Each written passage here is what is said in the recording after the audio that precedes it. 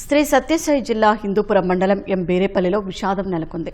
అప్పుల బాధ తాళలేక మహాలక్ష్మి అనే మహిళ తన ఇద్దరు పిల్లలకు విషమిచ్చి తాను ఆత్మహత్య చేసుకుంది.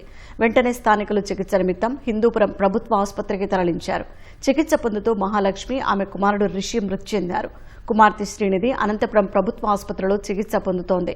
తల్లి బిడ్డ మృతి చెందడంతో గ్రామంలో విషాద ఛాయలు అలుముకున్నాయి. విషయం తెలుసుకున్న హిందూపురం పోలీసులు కేసు నమోదు చేసుకుని దర్యాప్తు చేపట్టారు. పెన్నం ఏదో బయటకు వెళ్ళి అప్పులు చేసుకుంది, వ్యాపారం నడిలేదని అప్పులు చేసుకుంది.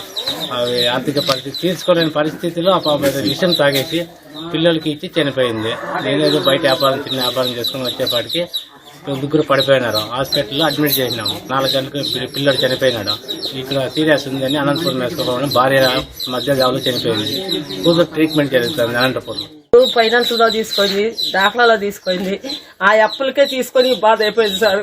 మాకి సాయంకాలం తెలిసి మేము వచ్చేకి లేట్ అయ్యి సార్. దీని పిల్లడు పోయినాక 10 ఏళ్ళకి దిగినాం సార్ మేము.